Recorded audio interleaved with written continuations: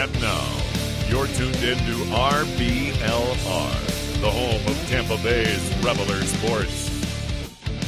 Hello, everyone out there in Tampa Bay and beyond. This is James Knowles coming at you for the RBLR Sports Podcast and specifically covering the Rowdies like I like to do. I am here tonight with my co-host Carlos Rueda. Carlos, how are you doing on this Tuesday night? James, I'm doing fantastic. Had a great weekend, obviously, at the Rowdies game. For the first time, actually, ever. I don't know why I've never done it before. Enjoyed the downtown life after the Rowdies game. Went around a few of the bars over there. Enjoyed. I don't know if you've ever seen that, but I forgot what it's called. There's a bar with a mechanical bull, like right on the outside. It's sick. And I rode on the bull and lasted like 5 seconds, and it was awesome. All my friends made fun of me. But we had a good time. The Rowdies game was great.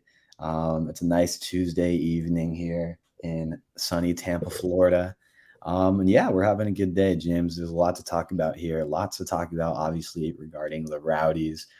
Before we do any of that, James, how are you doing? What's going on in your life?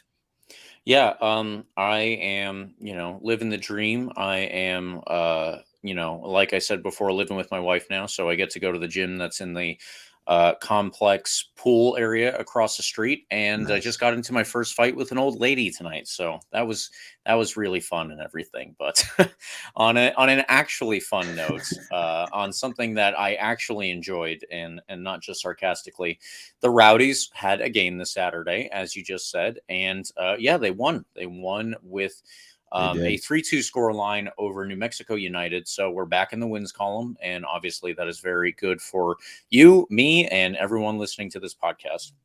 Yeah, for the RBLR Cup standings, everyone got 1 point because those pesky New Mexico United players ended up, scoring more than anybody thought they would. And it kind of keeps everybody pretty well even, but fair enough. And we have another chance to update our RBLR Cup standings anyway, because there's another game this weekend, which we will preview, an away game to El Paso. So the Rowdies will be traveling out to West Texas, and it'll be a little later than we're used to as well, because they're out there.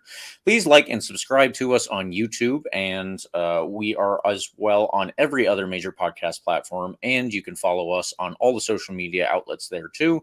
We are on Instagram, Twitter, Facebook, wherever you are, at RBLR Sports. We have one more thing to request before we actually get going here, Carlos.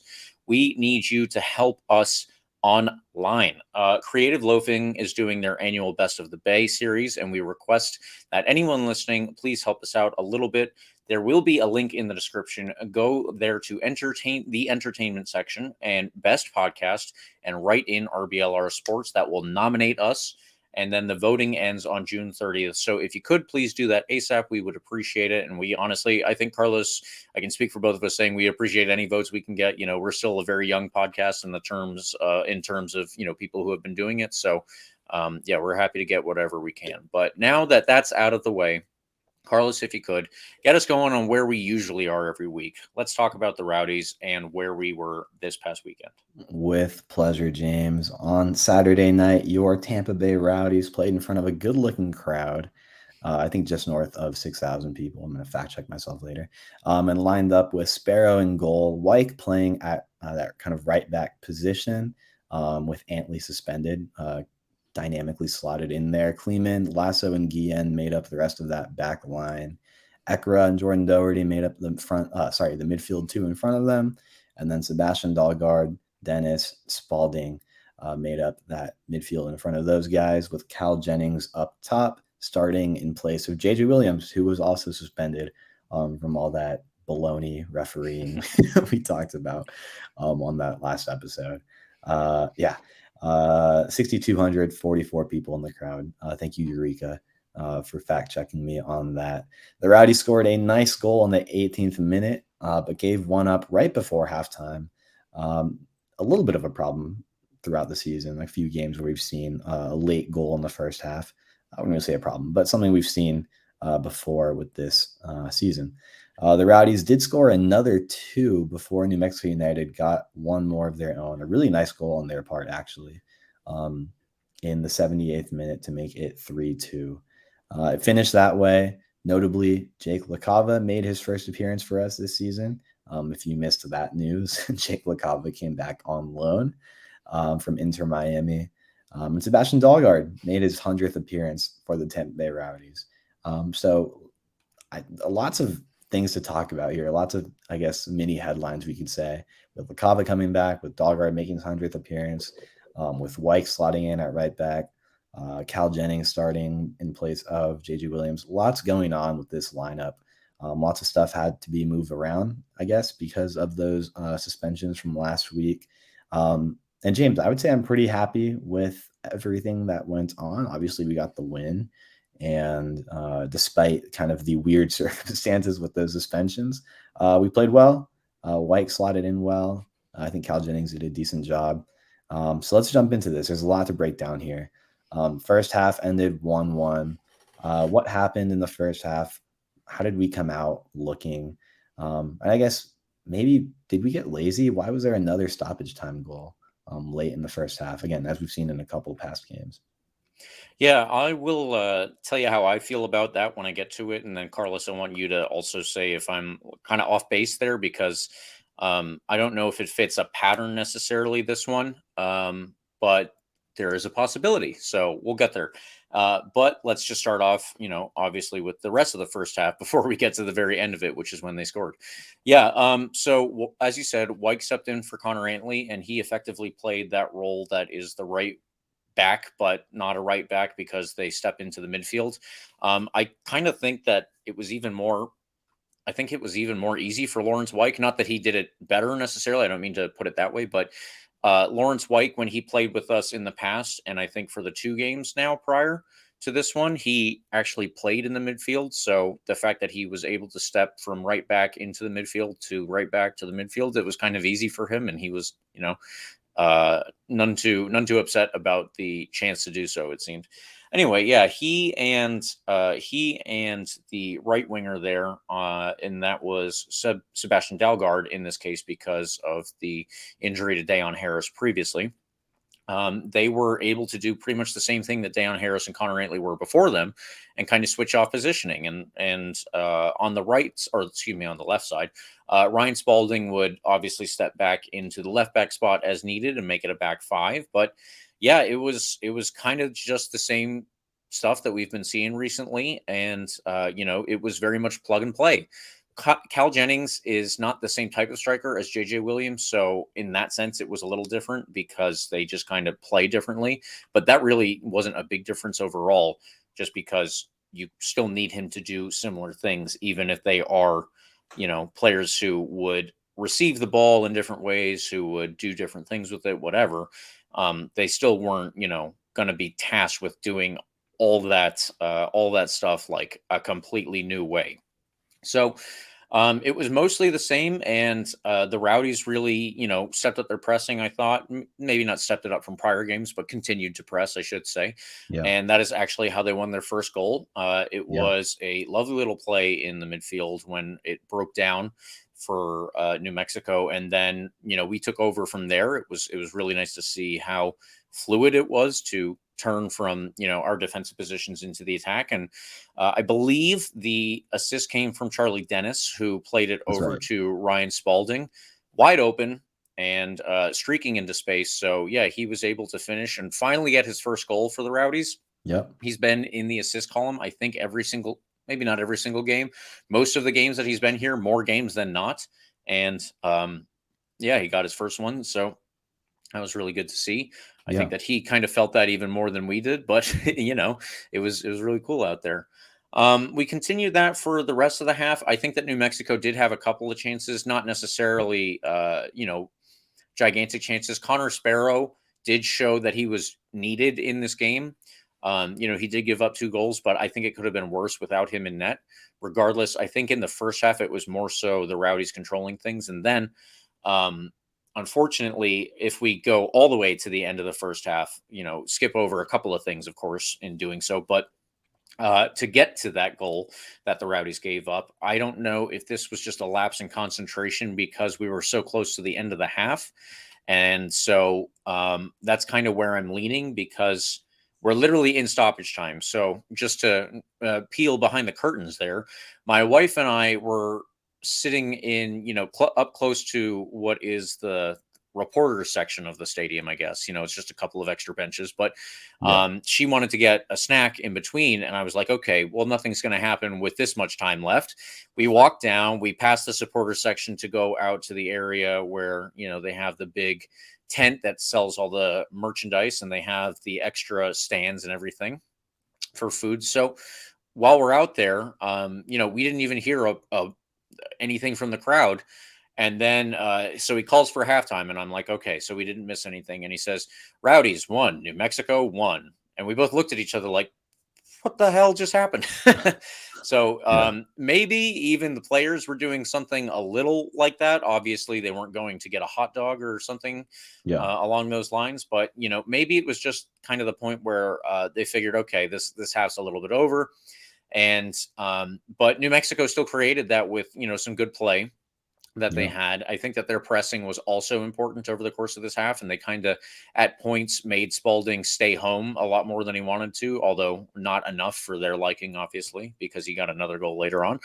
But they won that free kick, and then the free kick that they scored on with not even 15 seconds left. I don't know exactly how much it was, but it was right before the halftime whistle was going to go, and then ultimately they didn't have much time after the restart. So Carlos, I don't necessarily think that fits with the pattern of the other goals that we gave up. Am I missing something with the other goals that you mentioned, like right before halftime there? No, I mean, I don't know. I can only think of like 2 other instances this season off the top of my head, including Sacramento last week, if I'm not mistaken. I think that was right. Yeah, it was right before halftime, as the rain came down or whatnot.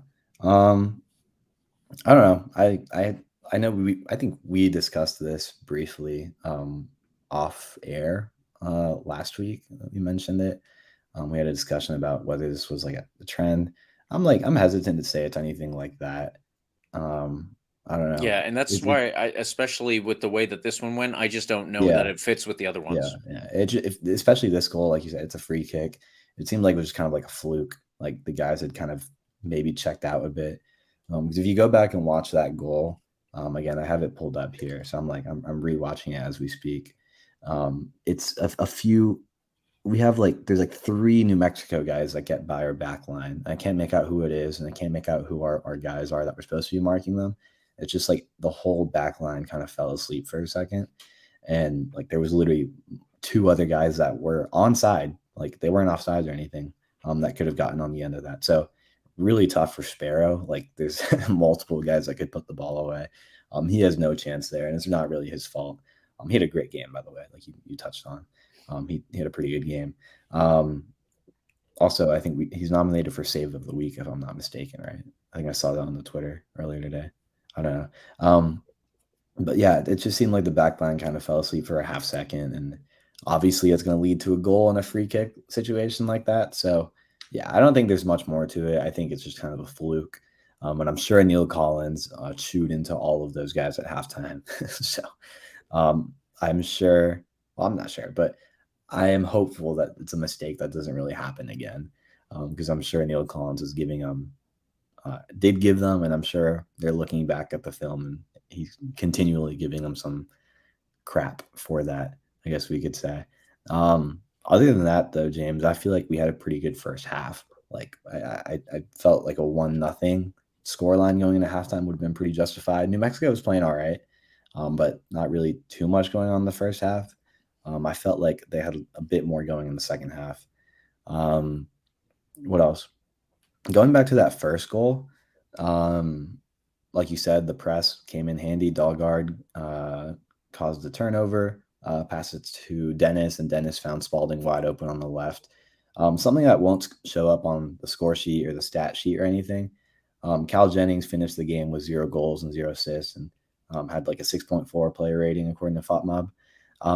But if you go back and watch the tape from that first goal, that goal doesn't happen without Cal Jennings making a bit of a run to draw 2 of New Mexico center backs to him. Mm-hmm. 2 New Mexico defenders, obviously and naturally followed him, because if they didn't, he would have been wide open for a goal. So with that, that's how I think Ryan Spaulding ended up so wide open.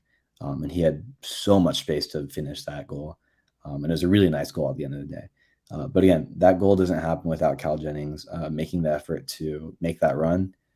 So credit where it's due to him. I just want to give him a shout out because, again, he's not going to show up on the score sheet on this game or anything. But if there's like a, I don't know, RBLR assist sheet, then I'm giving him an assist on that first goal. So just a full team goal on that first goal. And I was really, really happy to see that. Dalgaard, Dennis, Spaulding, and Jennings all involved on that play.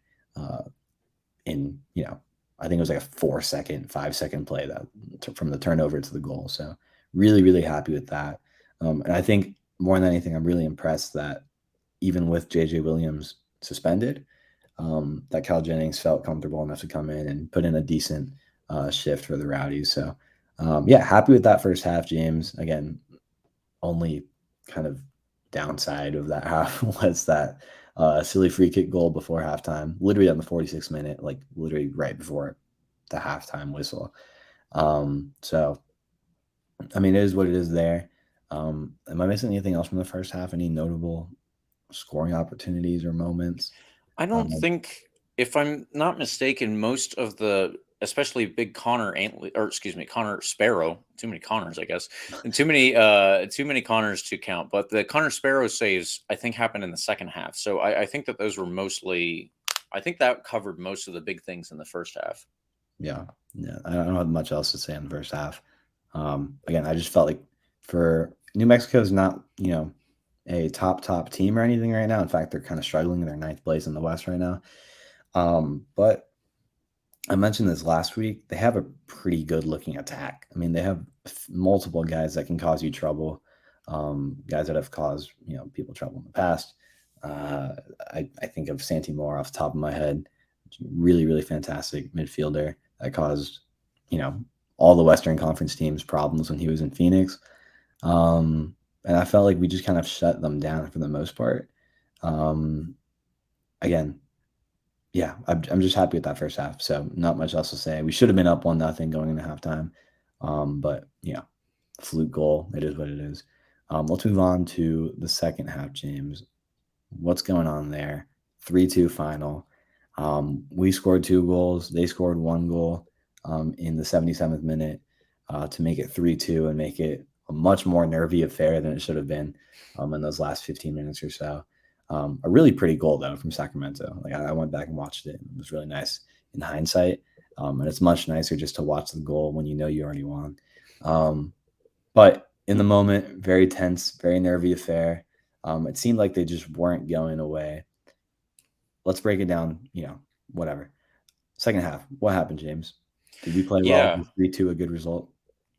So I think that the 3-2 result was probably a good result, I would say.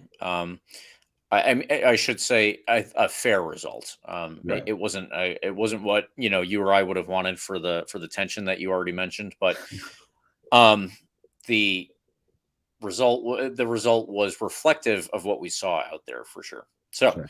To get into that a little bit more, I think that we continued along pretty much the same kind of patterns. And if you look at the 2 goals that we scored in the second half, especially, that came down to players on the right side, again, switching places and kind of getting people all out of sorts on the other team. So on the second goal, it was Charlie Dennis who finished it with his right foot, by the way. But yeah, the cross came in from the right side. I think that it was just kind of a long ball that was sent up the right side. And then they found another player who was making a run, and that player put it in for Charlie Dennis. And then, yeah, like I said, a very nice finish from Charlie Dennis on his right foot, because he's not right-footed, but it was just perfect placement, because there were 2 defenders, I think, in front of him. The goalkeeper was on the line. They all could have been there to potentially make that save, but they couldn't obviously get there because of his placement of it. So he apparently has some skill to that right foot, regardless of which one is his dominant. But it came. Finish. Yeah, and it came down to the players on the right there just being intelligent about their runs and being intelligent about when a space has opened up for them effectively, looking just over your shoulder, see, okay, I've got that space there, I'm going to run into it. And so that is where the first one led to. The second one also came down the right side, so very good there. The goal came from two players again switching sides, and it was actually Lawrence White who was all the way at the end line.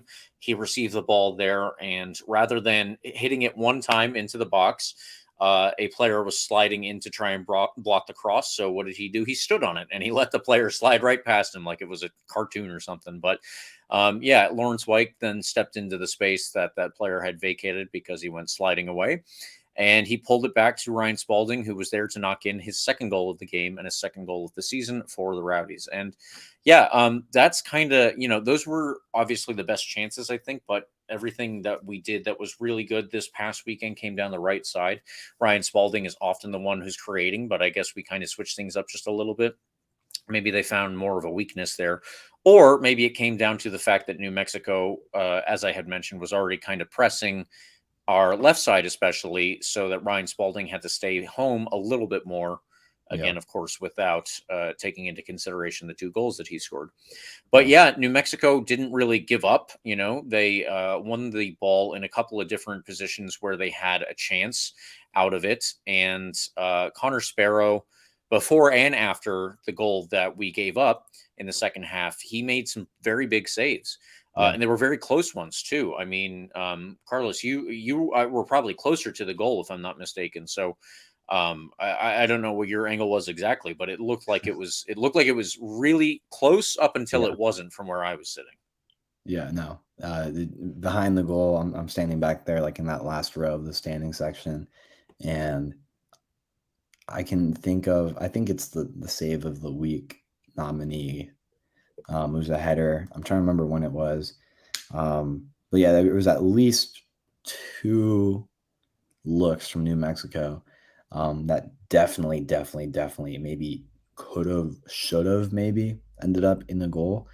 But Connor Sparrow diving to the rescue, quite literally.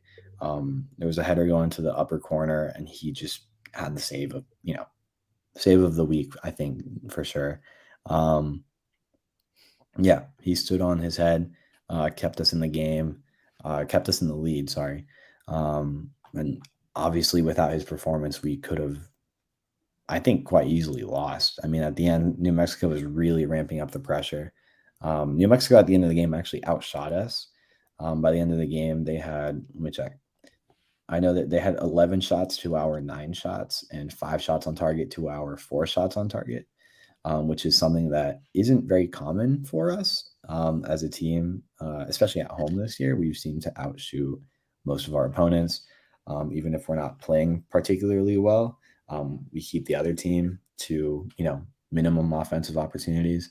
But this wasn't the case this Saturday, as New Mexico played a fantastic game. I mean, they very, very, I'm telling you, they very easily could have come out with a win had Connor Sparrow not had the game he had. So, yeah, like you said, he was a huge factor in this game. But overall, I think we had a good game, decent second half. Again, a bit more nervy than it should have been. Our back line, I don't know, maybe just wasn't their best game, but they did enough to, hold out for the win. And I guess that's all that matters at the end of the day. 3 points is 3 points, whether it's 3-2 or 3-0. So happy with that, James, I think I can say. Yeah, and to speak to your comment about the back line, the second goal that we gave up partially came from Connor Sparrow giving away a rebound off of the shot that he had saved originally. But I don't think that is a fault necessarily. They tell goalkeepers, if you make a save, you need to push it to the side, because obviously the most dangerous space for you to push a ball back into is the middle. That makes sense, and everybody gets it. But at the same time, you can only do so much in certain situations. Yeah. And the player that was closest to the rebound was a player, obviously, from New Mexico, Harry Schwartz, who was one of the ones who was kind of helping to pin back our left wing all night at times. So I think that that mostly comes down to somebody losing their man and not tracking Harry Schwartz so that they could be there to kick the ball away when Sparrow saves it, but Sure. still spills it. He was right there to just put it back under him and put it away. But ultimately, he made the save. I think that somebody also needs to kind of follow that in. So yeah, it was maybe not the best as you said, but it was still enough to get us a win. And I think that it's kind of good enough. Also, if you take it into consideration with the circumstances, so we had just drawn with Sacramento, the best team in the league, obviously. It was a little disappointing because of the red cards, not necessarily the draw itself. Yeah. And from there, we go on, and instead of losing or tying another game, what we actually do is get back into the win, and it might not be our best. We've seen, I think, better games even versus Sacramento, let's say, but still getting 3 points. And it goes back to that old soccer adage that I'm sure everybody hates hearing at this point, but good teams find a way to win even when they're not playing at their best. And I think that that's where the Rowdies were possibly last week, that they just weren't quite at their best, but they still got the 3 points. And something we have already mentioned, but not focused on enough, I think. Jake Arman is back from injury, so he was able to step into the midfield this past weekend and to do what he likes to do, but in the center of the midfield so that we have some extra depth there. Yeah. That's obviously very handy. That was Jake really LaCava is back on loan. Yeah. This is it's building out our bench and with quality. So, can you really complain a ton after this game? I would say no. Yeah, no. It's yeah. Like you said, I mean, a win's a win, so I don't think anybody's gonna be complaining that much. I'm glad you mentioned that. I was really interested by the Armin sub. Again, he's back from injury. Solid player in the midfield. I don't think I recall seeing him play in kind of like the Jan Ekra slot. Like that's who he subbed in for. Came in to play in the central midfield. He's always been kind of like the on the outsides, on the wings. So that was pretty interesting. Honestly, I saw him come in for Ekra, and after that, I didn't really notice him the rest of the game. Maybe that's kind of like my bias. I'm focusing on the attack. But in the moment, I kind of lost him, which is maybe like not a bad thing for a central midfielder if you're just kind of, not really making too many mistakes, holding out, playing a decent game. That's all you can ask for, really. But I'm glad that he's back. Again, adds depth in an area where we might need it going forward. I am ecstatic about LaCava being back. It really, really is an interesting addition to the roster at this point in the season, in a good way, obviously. But it's going to be interesting to see how Neil Collins goes forward with, setting up the attack. Dalgaard and Spaulding on the wings has been really fun to watch, and really, really effective. I was figuring Dayon Harris would kind of be the guy on the wing instead of Dalgaard, but Dalgaard's come in and kind of laid claim to that position. And he's done really, really well. He got the assist on the Dennis goal. Yeah, you mentioned White stepping on the ball and having the defender go by him. Dalgaard had a similar moment on his goal where he kind of chopped the ball back, created space, and created that passing lane to Dennis. Dennis had a great game as well.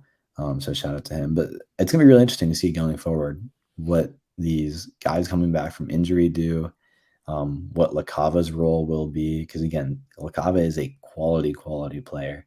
But I'm curious. Neil Collins is a guy who isn't really afraid to experiment and change things up. But he's also definitely proven that he likes to stick with things that are working, obviously. Who doesn't? Right. Yeah. If it's not broken, don't fix it type thing. So there's not really, I'm not going to say like the back line's broken or anything. They didn't have like a fantastic game. But the back line's been decent. The midfield's been solid. And, Dalgaard, Dennis, Spaulding, and whoever's up top have been fantastic. Like, especially that midfield with Dennis and Spaulding. There's not a lot to change there. I wonder if LaCava will kind of play like a striker role, or if he's going to fit in as a, super sub winger. I don't know. Like, I think Neil Collins has a lot to figure out with that, but obviously it's a good problem to have, James. Um, in this game, again, I didn't notice really LaCava after his sub. He had a couple of good moments of putting pressure on the New Mexico keeper, forcing some, just clearances and whatever. So yeah, I mean, he was only in for 10 minutes or so you can't ask too much of him. But yeah, happy with those guys coming back, obviously. Felix Schroeder came in that like line change as well, along with Harris and LaCava. Again, haven't seen too much from Felix Schroeder, but I think that's just a result of more than enough depth at the top. That he's just kind of fallen behind, Cal Jennings and JJ Williams and whatnot. And by the way, we haven't mentioned Ariel Martinez in a long time. Yeah, that's true. Yeah, we were pretty excited by how he came out the gates, kind of, all gas, no brakes type thing. Haven't seen him in a little bit, so I'm curious if, he'll have much of a role in this team going forward. We'll have to see. So yeah, generally happy. Again, I subs didn't have too much of an impact, but that's fine. It's pretty late in the game. But I just wanted to touch on that Armin thing more than anything, because I think it's going to be interesting to see if he plays that kind of central midfield role going forward, especially with like the depth we have on the wings right now with LaCava, Harris, and the quality of guys that have been playing out there. So yeah.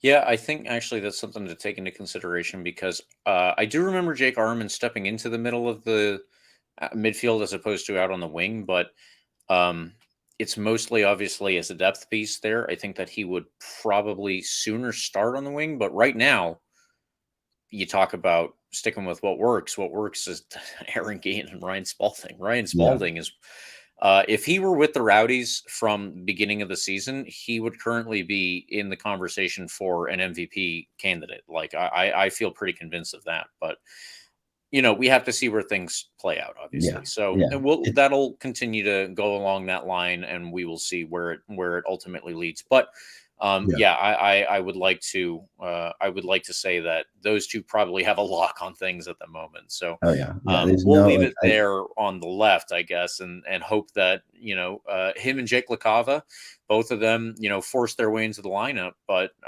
it's anybody's guess right now, and honestly, if they're going to, what I envision right now is some kind of change in formation, but you're not going to do it at the moment, are you? Of course, I wouldn't personally. No, I mean, again, if it's not broken, in this case, it's not broken. It's like excelling. Like this team is scoring a lot of goals, especially right now, and that's really fun to watch.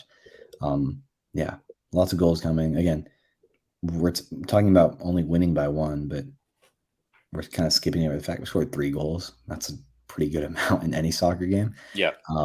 Again, the fact that it's Spaulding and Dennis is really interesting to me. I think with JJ Williams, I'm not fully sure if JJ Williams comes back. I'm pretty sure he does next game, right? I think it's a 1-game suspension. Yeah, both of them were supposed to be 1 game.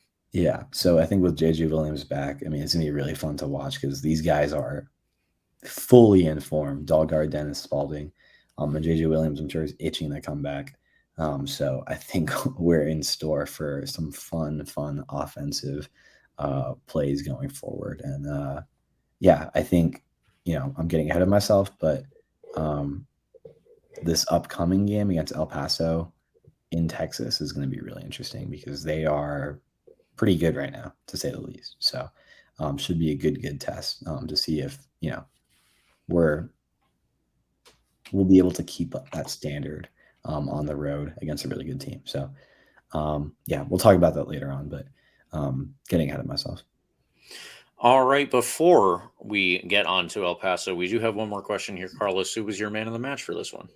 My man of the match is I'm very biased towards the goal scorer, so it's hard for me not to pick Ryan Spaulding, who scored 2 goals this game. And it feels like he's been getting a lot of these man of the match recognitions from us, James, whether it's you or me. But I can't really deny his stellar performance this past Saturday evening. Had a great game, and Yeah, and like you said, a lot of our best chances came from the right side, not from his side. And he still managed to, affect the game in a big, big way, getting on the score sheet, not once, but twice.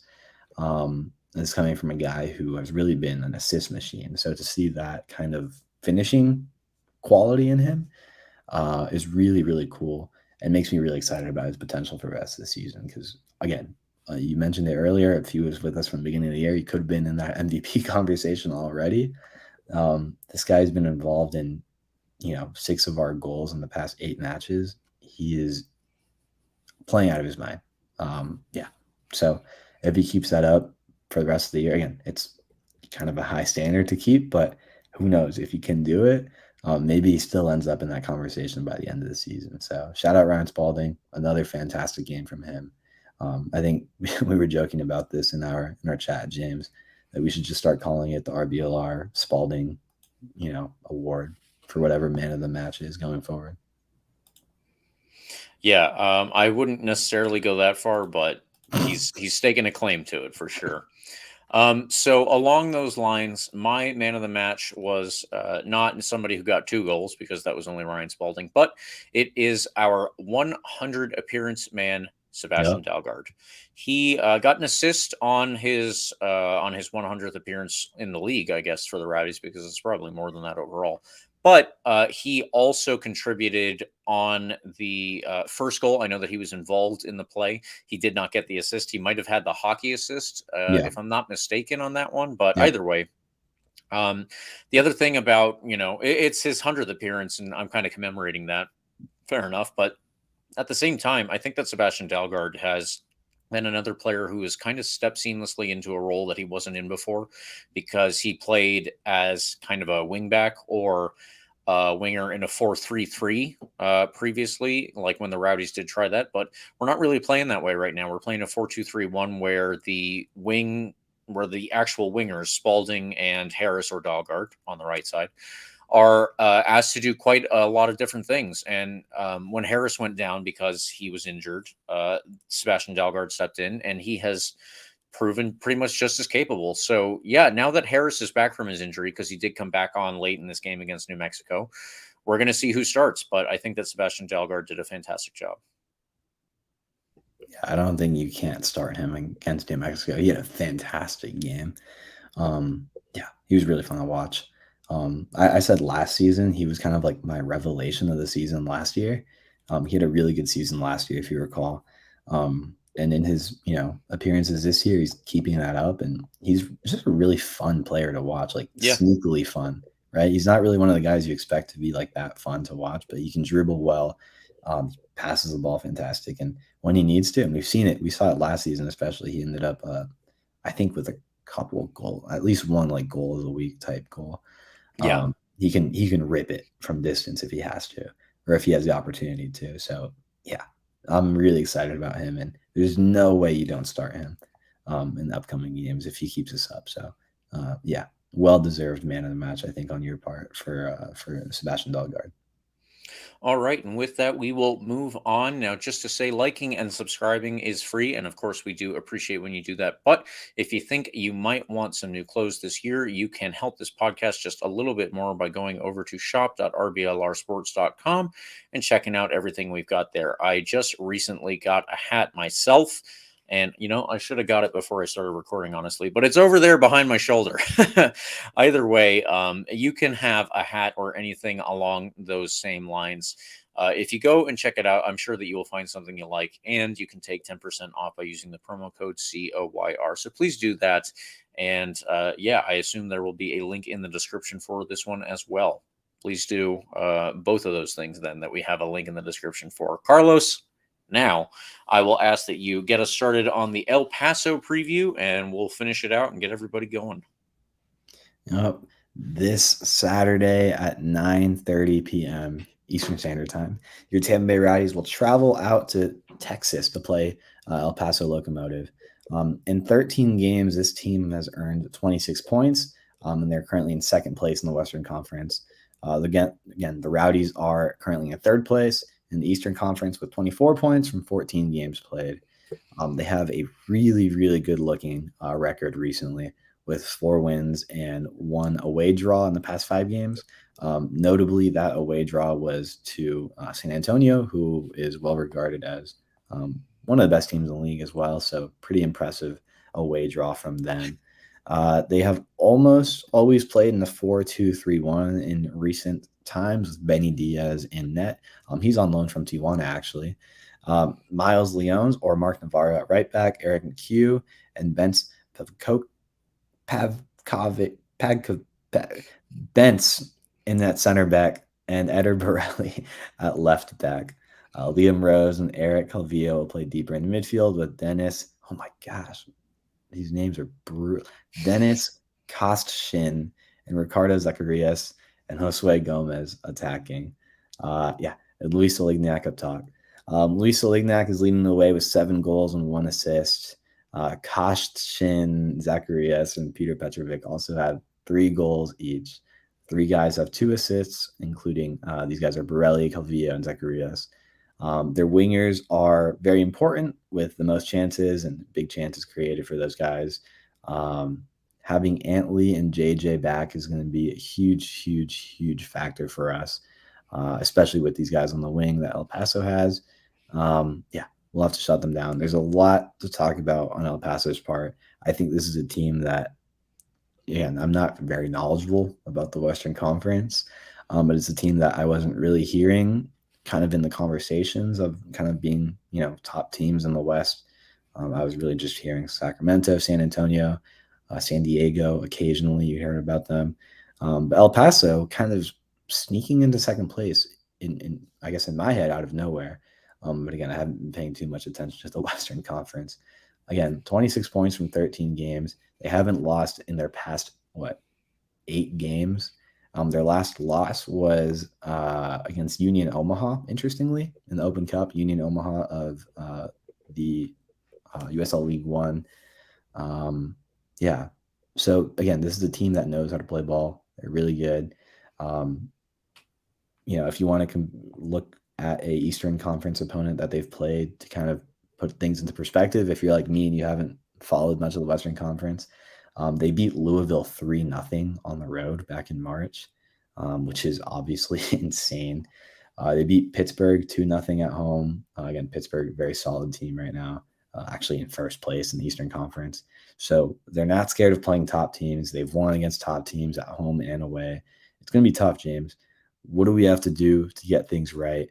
I wasn't fully expecting the challenge that this game is going to be a few weeks ago, but all of a sudden I look at the table and El Paso's in second place with all of these good results. Again, at least from my perspective, very sneakily sneaking into second place and putting together an insane string of results. What are we going to have to do? This is going to be a tough test. Yeah, it certainly will be. And I think that you nailed all the big things. So when it comes to their fullbacks, Miles Lyons, I think, will probably be the starter. He is a teenager from California, something like that. He's an American teenager, regardless. Mark Navarro is like 37, and he's from Spain, so that's kind of the duality that they're dealing with there. But I think that Miles Lyons has had the majority of the starts. El Paso is another one of the teams that is kind of trying to implement the youth movement. I don't know if anyone other than maybe you or I, Carlos, watched the U20 World Cup recently, but the U.S., one of the best players for the U.S., Diego Luna, he was a player who was with a couple different, youth teams over the years across the U.S. landscape. Anyway, he joined El Paso, and he, started getting his actual professional playing career going with El Paso. So that's where he, kind of got the ball rolling. From there, he was playing so well. He's got a lot of personality, a lot of fight when he's out on the field, and he's also very technical. He's such an interesting player, kind of like a player from a past age, you would think. But I really hope, obviously, everything works out for him. Yeah. But he's just an example because he is no longer with El Paso, which is probably beneficial for you and me. But yeah, they're trying to implement the youth movement. They sold him on, but they do have Miles Lyons and another player, Diego Abarca.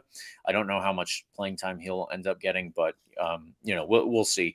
That is one of the players to keep an eye on. But I think that the two center backs that they have, Eric McHugh, who is Swedish despite the name, and I think the other center back, I was going with Bense Pevkovic. So if that's right or not, maybe someone in Hungary can tell me.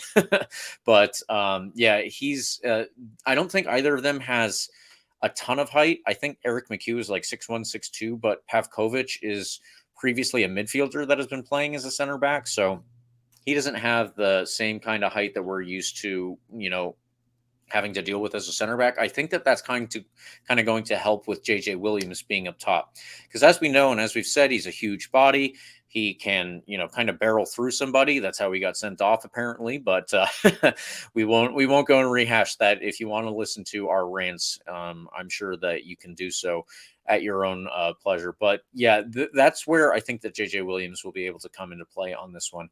The left back, Eder Borelli, I don't have a super ton on him, but where I think, as you said, where I think El Paso is going to be their most destructive is the players that are labeled the out-and-out attackers. So that's the wingers, Dennis Kostishin, Ricardo Zacharias, and Josue Gomez. So Kostishin, he is kind of like, he's usually their right winger, and Zacharias is often lined up as the kind of attacking midfielder in their midfield attacking three, like the middle one.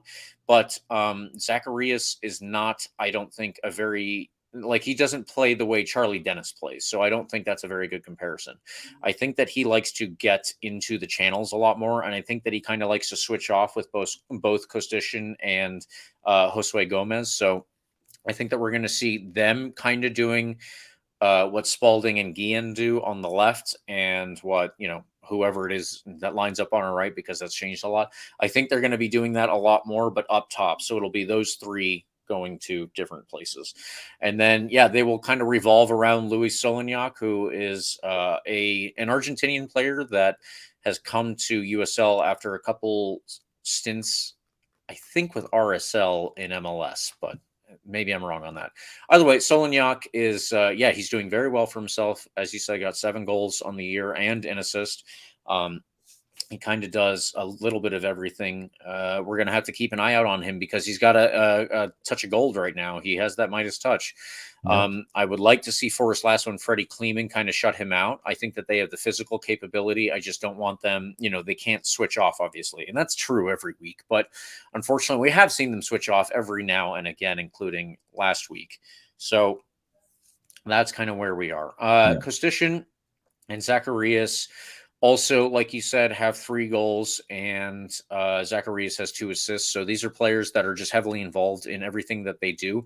The other thing to note is, I would say, that Liam Rose and Eric Calvillo do play an important part in creating the attacks. This is probably true by and large for most teams, because that's the way that soccer works. But they build from the midfield, and I think that it was Liam Rose who had the most successful long balls for El Paso, if I'm not mistaken. But so obviously Liam Rose is kind of the guy who, if you want to think of it this way, quarterbacks the team, and he, sets up the attacks where he looks up with the ball at his feet and sees where there might be an opening. And he tries to play somebody, whether that's Kostishin, Zacharias, or Gomez, into that opening. And if we can shut him down, then that would obviously be very helpful for us. I think that doing so would require somebody who is going to press on him with the ball. And, the Rowdies are obviously very good at that. That's how we got our goal, our first goal in this past game. And I think that if we can do so here, we can shut him down, but also probably, I don't know, Bense Pavkovic is, like I said, previously a midfielder who has kind of been playing as a center back. He's probably pretty good with the ball at his feet. I don't know about Eric McHugh. He was raised to be a center back and came through the Houston Dynamo Youth Academy. He didn't quite make the grade, so he's here at El Paso right now, but I don't know how good he is with the ball at his feet. He might be somebody that we could try to exploit in that sense. And obviously, as a Rowdies fan, I hope we do that. But yeah, it's going to be it's going to be a very tough test, especially away from home in this heat, because Texas has a lot of heat that is, and we do here as well, but it's different from ours, especially West Texas. I think that they're relatively close to the Rio Grande River. I don't know how much that plays a factor in it, but it's nowhere near as much as the Gulf of Mexico. We know that. So yeah, it's going to be interesting to see exactly what the pressure and temperature and all that stuff is like out there. I don't know exactly how the boys will react. Please keep an eye out for our preview article. That'll be coming out later this week, as it has so far all season. And Carlos, I think with that, we should just get into our predictions here. We should, James. Again, it's gonna be a tough challenge, but you'll very rarely find me predicting a loss. So I'm gonna pick a draw. I'm gonna predict a draw. I'm gonna say we draw 2-2. Yeah, I think that'll be a fair result. It's gonna be a tough game. I'm thinking back to the Sacramento game in particular, where Forrest Lasso and Kleeman, but mostly Forrest Lasso, was able to just entirely shut down their main striker on that night, who was Herrera, who has been having a great season for them in Sacramento, Juan Herrera. And those are, I'm pretty confident in the Rowdies back line and the midfield's ability to shut down teams that, have like one main guy that is going to cause problems. From what I'm understanding and from the little bit I've gathered about New Mexico, what makes them kind of dangerous more than anything is that they have multiple contributors, multiple guys that can give you problems. Obviously, their striker Slignac is the guy right now. Like we said, he had 7 goals right now with 1 assist, so he's probably the most dangerous player on the team in terms of offensive potential for them. But even if you eliminate them, they're going to have multiple guys, like we've mentioned, like Gomez, who can cause serious problems. So that being said, hopefully we should have Antley back, and he might be able to kind of neutralize their guys on the wing, Gomez in particular. But it's going to be a tough game, James. I think 2-2 is going to be a reasonable result on the night. That being said, I wouldn't be surprised if we pull out the win either. We're playing really well, but we're playing against a team that is playing just as well. I think we're coming up on a match of 2 teams that are, playing just as well as each other. They're kind of going for stride in the table. 23 points and 24 points, right? 24 points for us, 26 points for El Paso. Unbeaten streak for us. They have a pretty big unbeaten streak themselves.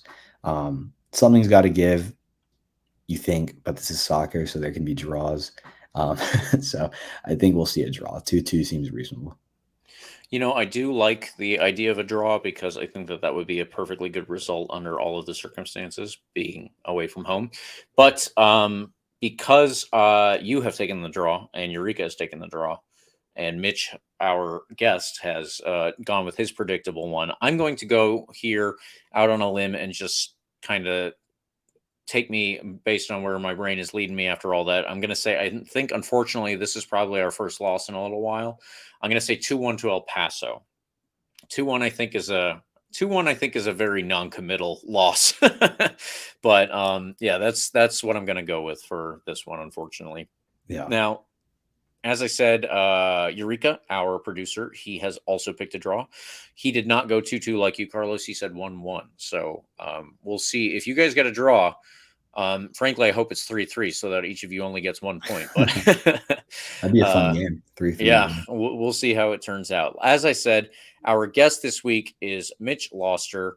I think he is Ralph's Lobster on Twitter. But yeah, if anyone doesn't know what Mitch's prediction is, you should probably check him out on Twitter. He says it every other day.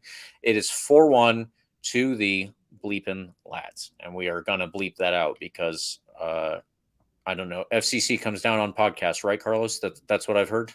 I don't know. I'm just applying to law school right now. I'm not really fully sure, but I'm sure that's something that happens. Honestly, I wouldn't even be surprised if we score 4 goals right now, though, James. With the way our offense has been playing, with JJ Williams coming back, presumably, Like, I would not be surprised if we put up that many goals. Paso is a good team. But again, I'm saying 2-2 is my prediction, but my heart tells me we're going to come out with the win. So I wouldn't be surprised if we pull it off. All right. Well, there you have it, folks. It is sure to be one of those results, we think. I'm going to lead us into the extra time segment, and then, Carlos, I'm going to have you finish it off because it is a fun one. So, to get started here, the CONCACAF Nations League starts this week with USA versus Mexico and Canada versus Panama. Those are both on Thursday. I think the Canada-Panama game is earlier, and I think that one is also the one that's actually on regular TV, which is kind of weird, as someone pointed out, but I'm not in charge of that. If I were in charge of it, I'd tell you what, every USA game would be on like regular NBC channel or whatever, it would be Right. one of the first channel. It would be one of the basic cable channels, but Yeah. I don't have that kind of clout for whatever reason. So Not if yet. you can, yeah, right. If you can watch those games, do so and cheer on whoever your team is, but the USA. Congrats also go out to the winners of the UEFA Champions League. We were waiting for this over this past weekend. Man City. They have actually now won the treble, winning the FA Cup, the English Premier League, and the UEFA Champions League. So hell of a season, hell of a year, and hell of a coach with Pep Guardiola. Doesn't compare to the USL Championship trophy, though, at the end of the day.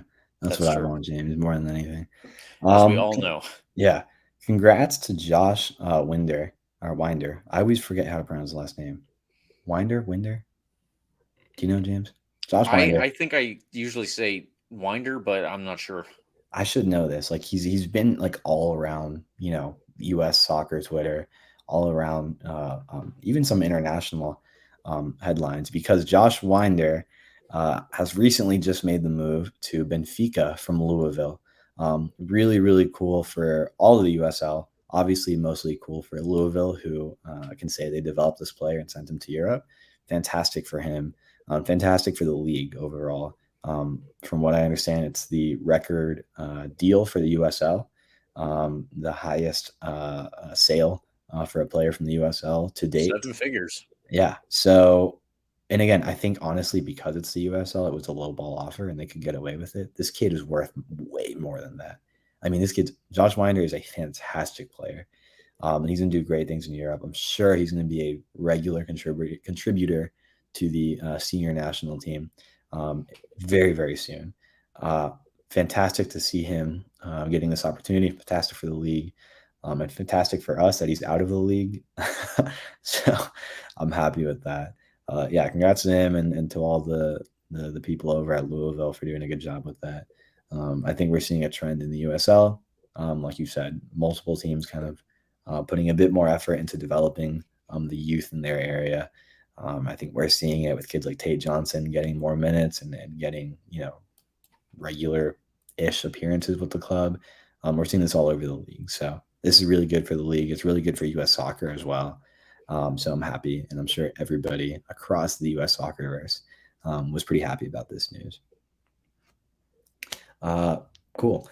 James, one more piece of news, I guess. I guess it's mildly important. Some guy named Lionel Messi joined some team called Inter Miami or something. I don't know. Had you ever heard Lionel of any of these Messi folks? joined. I don't even know these names. Yeah, who cares? Whatever. It's Lionel Messi joined Inter Miami. If you haven't heard, if you've been living under a rock for whatever reason, yeah, Lionel Messi is now an Inter Miami player, which is just really weird to say, but hey, it's good for U.S. soccer. It's fantastic for exposure. It's fantastic for the game overall. Way more people, I think, obviously outside of the U.S., but more people in the U.S. are going to be paying attention to the soccer verse than they have before. That's good, generally speaking, for the sport. Yeah, I mean, good. What else can you say about this? It's going to be a cool thing. I'm not sure, but I hope we can see a Messi appearance against the Rowdies in the relatively near future. We've regularly played them in the preseason, whether it's like the Sunshine, what do we call it? The Suncoast Invitational, or whether it's just preseason games that we've had Inter Miami at in the past. I wouldn't be surprised if that just kind of gets scrapped because, with Messi on the roster, I'm sure they can look to some, high quality, friendlies. I mean, not that the Rowdy, like, you know what I'm saying? Like some like friendlies that they can advertise on like national TV type thing. Messi being on your team kind of changes that dynamic. But I'm sure there's an opportunity to see him, whether it's preseason or Open Cup. Oh my God, can you imagine the ticket prices for those games? That would otherwise, have you seen that? Like the Inter Miami ticket went from like $6, the cheapest ticket, to like $400. Like it makes sense. Obviously, like I understand like supply and demand and whatnot, but like it doesn't make any sense how one ticket from one night to the next can go from $6 to $400. Blows my mind. I'm sure if we have a Rowdies game against Inter Miami and Lionel Messi in the relatively near future, I'm kind of scared. Maybe that's a reason to get on season tickets, right, James? I'm gonna pull the journalist card and make sure that I can get my ticket as one of the guys who's sitting up at the benches up there, so that I don't have to pay for it. I mean, think about it. This is a perfect business opportunity. My entrepreneur mind just turned on. Ready? You buy your Rowdy season ticket for next year, and then you sell your Open Cup or preseason ticket at like $600, and someone out there is insane enough to buy that. And then you've paid for your whole season ticket and next year's season ticket. I mean, this is a perfect opportunity for Rowdies fans. Rowdies fans, turn on your entrepreneurial minds. You don't have to see Lionel Messi. Get your season ticket for free. I'm thinking ahead for you. This is fantastic now that I think about it. Oh my goodness. Did you guys know that you were going to get business advice on this podcast tonight? Because I didn't. We weren't even expecting that. Free season tickets, man. That's all I'm hearing. So let's ride. Let's go. All right. And with that piece of news out of the way, that will do it for us this week. We do ask again, please go on to Creative Loafing's Best of the Bay and nominate us there. Again, we are in the entertainment section and we would be under Best Podcast, but please do that. Everyone, also, please follow us on Instagram, Twitter, and Facebook at RBLR Sports. You can also get at me on Twitter at RBLR James K. Carlos, what about you? At Carlos TPA10 on Twitter. My most recent tweet is saying we are so back when I saw the news that Georgetown University, where I go to school, was national champion in bioethics, whatever that means. So I guess if you want to learn about, Georgetown bioethics, come follow me on Twitter. But we're back to regularly scheduled programming of Rowdies tweets and miscellaneous other Tampa sports going forward. All right. And with that, we also ask that you like and subscribe to our podcast. You can get the full experience, of course, on YouTube, where you can see our lovely faces talking about everything as we talk about it. And if you don't want to do that, fair enough. We are also on Spotify, the iHeartRadio app, Apple and Google Podcasts. Wherever you get your podcasts, we are there.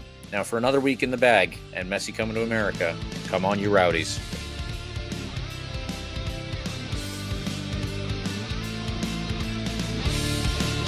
Thank you for tuning into this presentation by RBLR Sports. On your way out of the stadium, please remember to like and subscribe.